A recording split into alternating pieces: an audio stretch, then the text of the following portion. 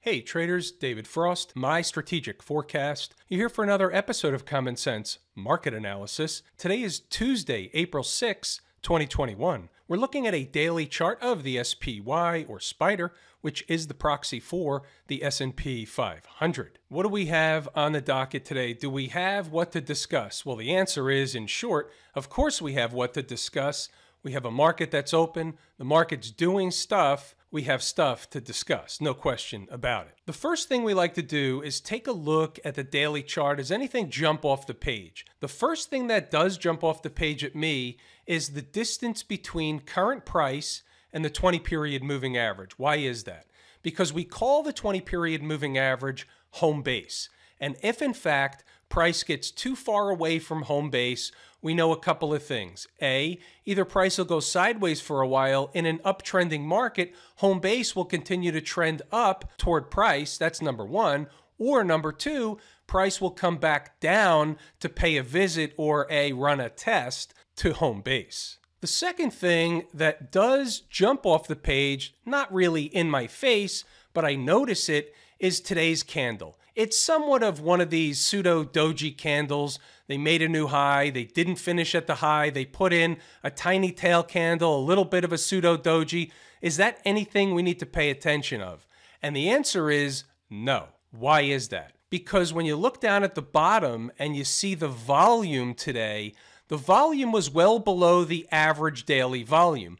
If in fact that was a sign or signal of any kind of trend change, it would have been accompanied by good volume, better volume, higher volume. Other than those things, they're at new highs. The trend is your friend until she dumps you, period, full stop. How high can the market go? Well, it can keep going as long as they're in no man's land at new highs. There is no point of reference. Therefore, there is no ceiling on the market. However, there is a ceiling on the market. Of course, we all know that. So the question is, how high can she go? Well, on this run, she can get to 410, 4100 in the SPX, 4100 in the ES, somewhere in that neighborhood. They spike it by 20 or 30 or 50 points, sure. Come up short by a few points, sure. But the closer that we get to the big next fat round number, which is 4100, the more magnetic that number will become. Let's have a little pop quiz. Which scenario is more likely that the market is telling you where a specific important spot, important number is? The market runs up to 4100, it gets up to, and I'm making this up, 4107, and it backs off in a hurry, and all of a sudden, a few hours later, a day later, next scene shows they've shaved off 50, 60 points from the high. Is that more likely telling us that that spot above 4100 was important, or is it more likely we get the same kind of message from the market, we'll call it, if the market creeps up to 4100, takes days to get up there, days just like today where it's essentially a creeping market in a chop shop formation? You're more likely to get a message from the market in the first scenario rather than the second scenario. Both can do the same thing and you don't know until after the fact, but when the market runs somewhere in a hurry, it's more likely that the market is telling you that's an important spot. You're going to see more evidence of that, and there's always a method to the madness. There's a reason why I brought this up. You're going to see more of that on one of the stocks on the move from inside the numbers. We'll get to that in a while. Are we likely to see 410, 4100? Yeah, we're likely to see plus or minus a few points. Maybe they spike it by a few. Maybe they spike it by more than a few. We're likely to see it at this point in time. When are we likely to see it? At this point, until and unless, and here's where we're going to use the current market situation to gauge what the future is likely or at least unlikely to do. What does that mean? While the market's in the current state, up in this neighborhood, they're likely to get to that 410 spot. Okay, fair enough.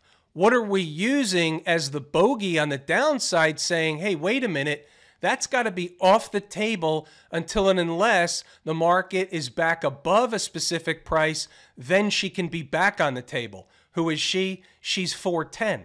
That number in question, or that bogey, is still yesterday's low, 403.38.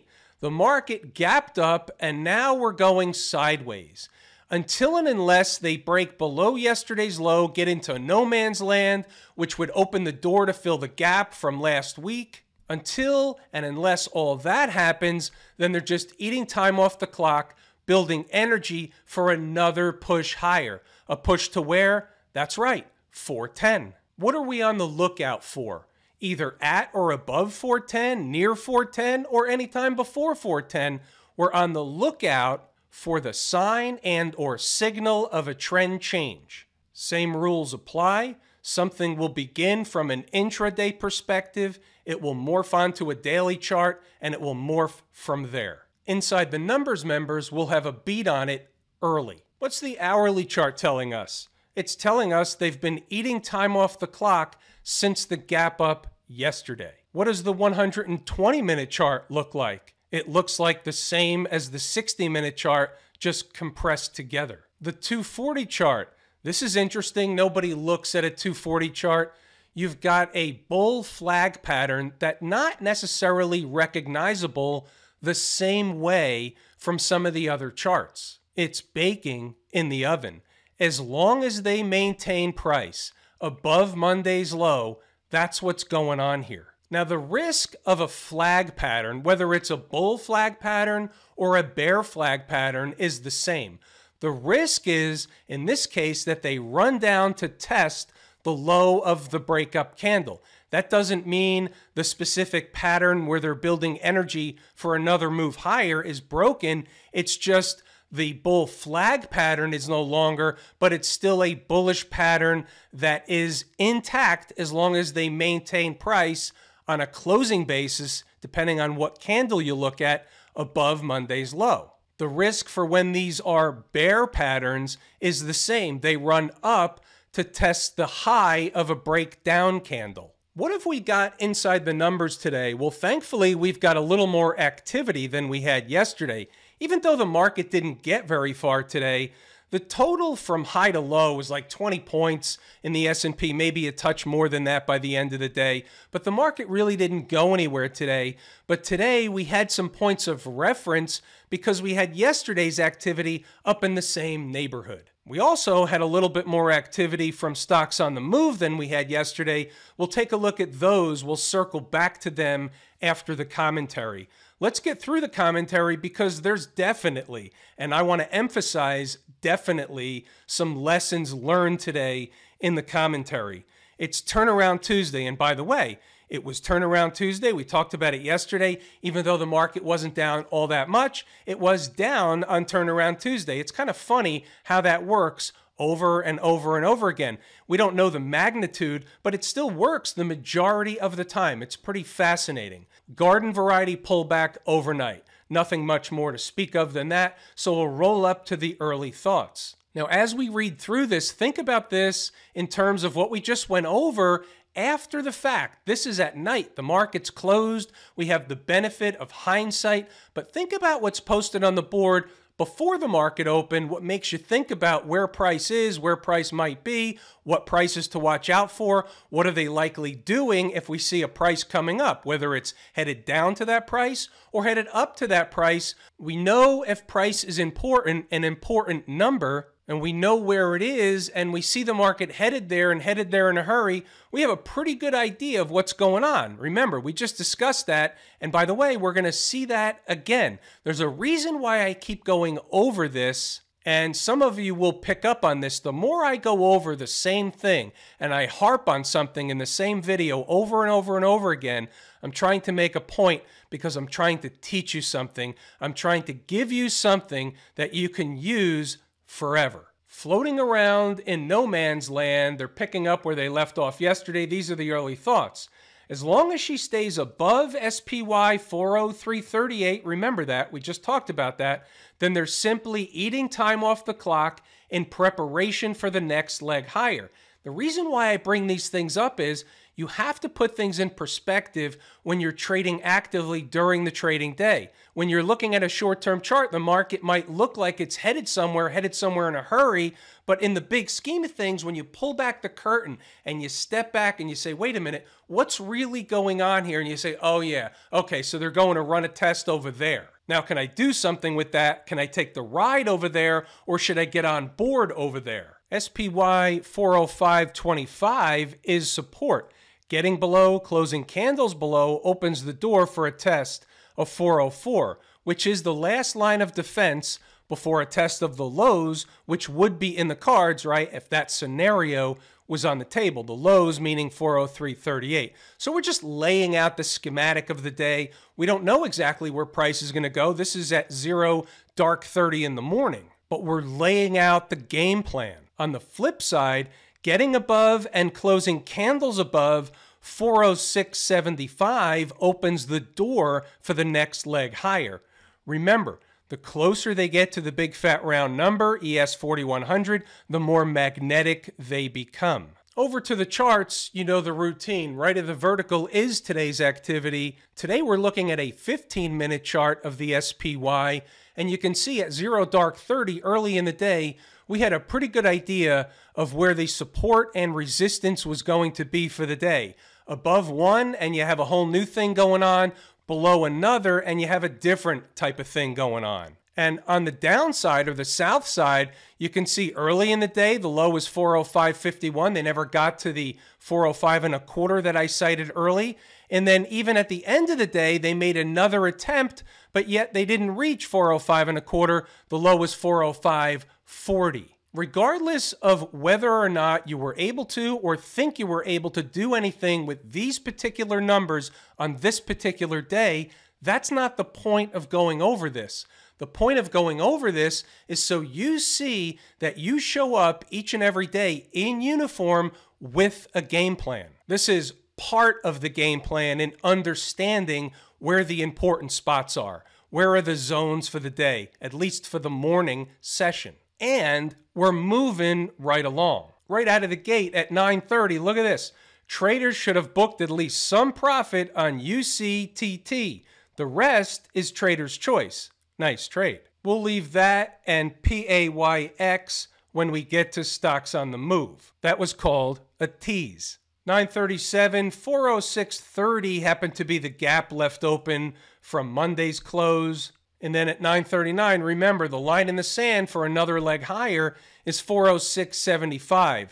Running a test is one thing. Closing candles above is another, at least this early and on the first run. Because things are quiet, I'm trying to get some late additions on the board, stuff that begins moving after the opening bell that wasn't apparent in the pre-market. 955 breaking out above yesterday's high puts them in no man's land again. They have to close candles above 406.75 first. It's a high-risk short trade for those interested. The risk is pushing above yesterday's highs and continuing to melt up. To answer the question, it's not a trade I am interested in, but from a technical perspective, that's the trade if interested. A trader would be challenging the bulls to bust through and betting they can't do it right now. What are we saying? I'm saying up here, 406.75 or above is an opportunity to short the market, betting they're not going to run away. Now, at the end of the day, you can see that turned out to be technically correct. However, in a slow tape, you end up fighting the tape. They went sideways for a long time before cracking on the downside a little bit. That's how they wear traders out. Traders are short the market, they're going sideways, they're back and forth. Looks like they're going to come down, they go right back up. Looks like they're going to come down, they go right back up.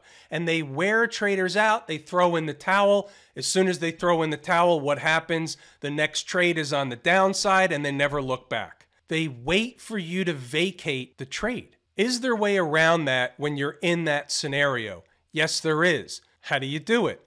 You throw some shares into the volcano. You have 1,000 shares of a stock and they're doing the thing to you. You sell 50. You sell 100. You try and fake out the trick, trap, fool, and frustrate crew. Does it work all the time?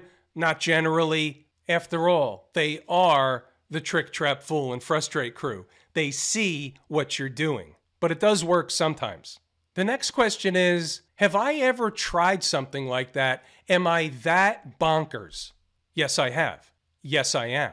When you've been at this business as long as I have, through the good times and the bad times, in the early times are not necessarily good times while you're learning. You'll try anything. And we're moving along again. 959, if they do pull back from this area, there would be garden variety support between 406 and a quarter down to 406, where there would normally be a bounce. That's provided they don't break out first. So I'm preparing you in case they come down.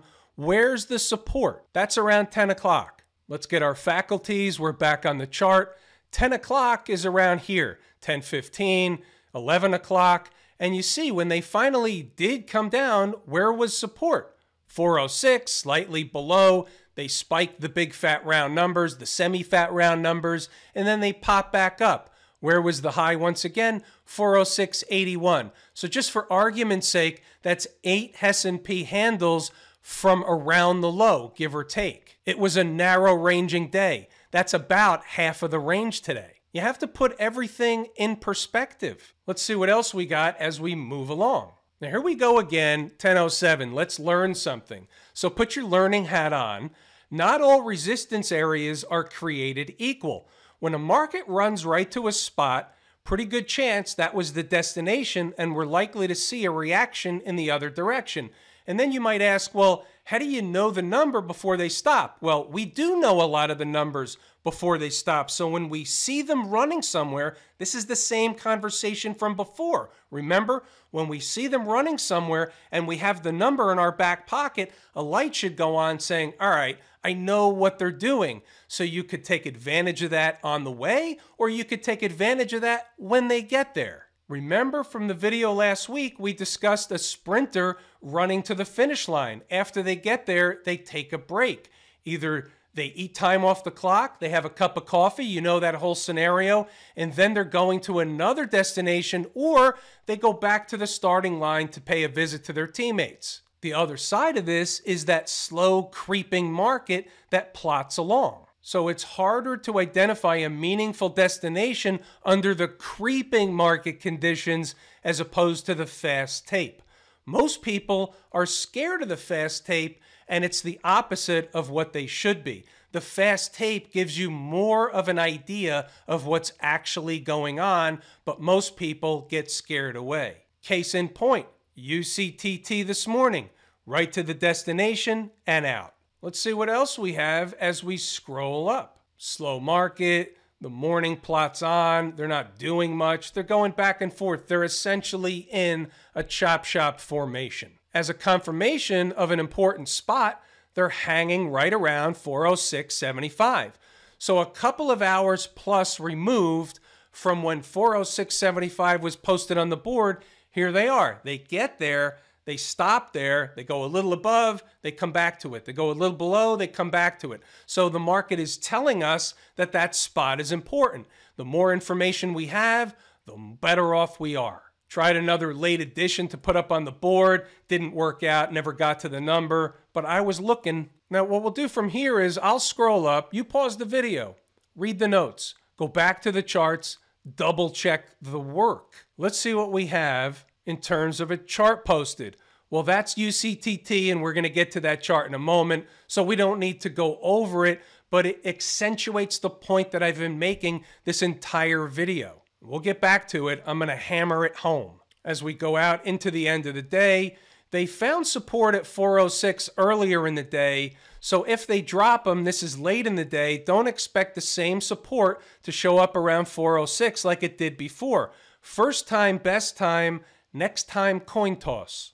They ran out of time. They were headed down in that 405 neck of the woods. And then at the end of the day, just to put things in perspective, at the time, the S&P 500 was up 3 points on the day. So just to put in perspective, they weren't really doing anything. Stocks on the move. We'll take a look at two charts. There were a few more put up on the board, but only two hit their price objective. Remember, we're in the donut hole. The end of last earnings season ended a while ago, and the beginning of the following or the next earnings season starts in about a week and a half. So this is the donut hole. If we get a volatility spurt in the market, we'll get some more trades early in the morning. But if we get one of those floater mornings in the pre-market, the stocks follow suit. They're just floating around. The opportunities are few and far between until volatility comes back into the tape. And by the way, it will. It always does. We'll take a look at UCTT. You've seen that one already. And PAYX. The others didn't hit their targets. They're no trades. Here's a 5-minute chart of paychecks. They were getting a haircut at the opening bell. 94.83 was on the board bright and early. The second objective number was 93.44. It's peeking through the screen on the left here. You can see it. And the low was 93.50. So they came up short by 6 cents. Had they filled it, guess what? This would have been a great rocket ride back up to 95.65. But what they did was essentially hang around the 94.83, give or take, all day long. And then they started moving up into the end of the day. So we had the support zone. We just didn't get the rocket ride. Here you can see a better depiction on the hourly chart of the zone. And you can see they came right into the zone and bounced up out of the zone. They just didn't give us the type of trade we were looking for in the morning. But at the end of the day, the numbers work. And here's another way that we know that. UCTT on its haircut at the opening bell, and look what happened. 58.52 was the number. They spiked it by a few pennies and immediately got out of there like a bat out of hell. The high just minutes later was $61.03 for a smooth $2.51 max gain from the entry. Now, I'm not suggesting traders got $2.51, but could you have got a quick 60 cents, the minimum required gain? Absolutely. Could you have got $1? Could you have held on to a few shares, a few hundred shares, whatever the case is, for the full $2, $2.25, even $2.50? And the answer is absolutely. So they came back down. And then what happened? Well, check this out. 56.72 was the second number. Now, I recognize that they traded above it for a long time.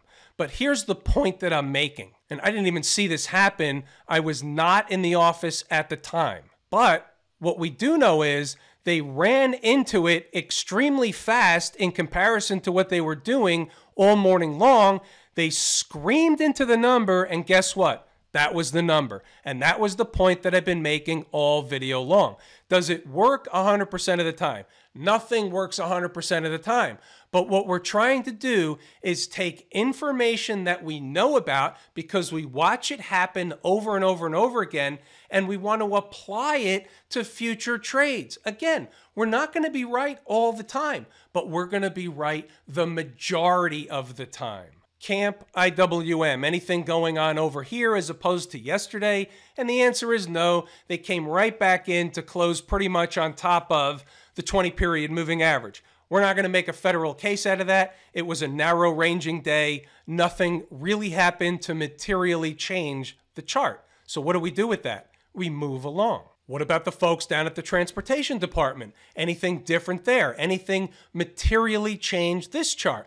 No, but the one thing that does jump off the page when I look at this chart is I see the 20-period moving average and I say to myself, hey, ultimately, they're not going to want to be so far away from Sir 20 or Mrs. 20. So what are they going to do? Either go sideways as the 20 slopes up to price in the uptrend, or they're going to pull back to the 20. Now, we talked about this before, but it was worth mentioning again because it's a different chart than from the one we talked about before. So why do I bring it up again? Because all charts act and react the same way. Has nothing whatsoever to do with the fact that this is the transportation average. This could be beanstalks. What about the folks out in Silicon Valley, the Qs?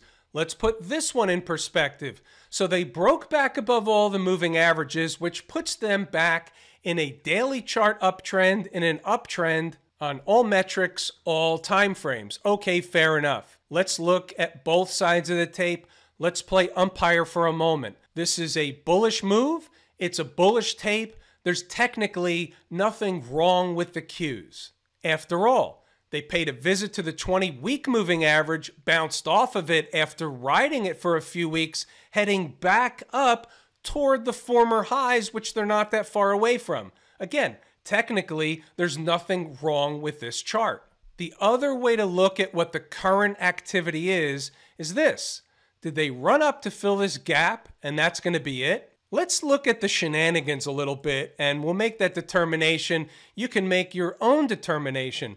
The closing price is 331.02. That's the gap. They hit that number, they fill the gap. So they filled the gap, we know that. Where did they close yesterday? 331.05. Are there any accidents or coincidences in the market? And the answer is no, they're not. They could have closed below it. They chose to close above it. They're trying to give a signal, so they close above it. Today, they spike higher even, but they close below the gap. So what are they trying to say? We don't know exactly yet. They're still hanging around the gap. So what are our choices? Again, all charts act and react the same way. This could be concentrated orange juice. If they hang around just under the gap and they run sideways for a few days, they're building energy to run higher yet because they will not have been rejected from the gap. So far, they fill the gap, but there's been no rejection. So we're going to give the market time to get through the gap. Now, if we see a rejection and they just start trading away, that's a different story. What I'm doing here is just letting you inside my head in how I look at the market based on the chart that populates the screen. The financials, did anything change from yesterday? No, they were down a penny. We'll move on. What about Smashmouth? Now, they were down $3.41, over 1%. Is that material? Well, yes and no. On one hand, they were up a lot. They were up really a lot over the last 2 or 3 trading sessions. So on one hand, it's a garden variety pullback. Nothing more, nothing less. They're around the old highs. Can they make a new high? Yes, they can. Can they make a lower high and trade away? Yes, they can. We have the awareness of both situations, and we don't know. If all the markets are going to push up, then they'll push up to new highs. However, if we get a non-confirmation signal, aka a divergence, and they can't push to new highs, and the Dow makes a new high, has made a new high, the S&P has made a new high. If we don't see another new high in the SMH, it's going to be a similar situation than we saw before when the Qs in the SMH looked entirely different than the rest. Again, these are the things on my mind. It's like a laundry list of things that I run through in about 12 nanoseconds. With that, have I told you how much I appreciate each and every one of you and that without you, these videos are not possible? That is true and accurate information. I'm David Frost. We're going to pull the ripcord here today. So thanks for tuning in to another episode of Common Sense Market Analysis.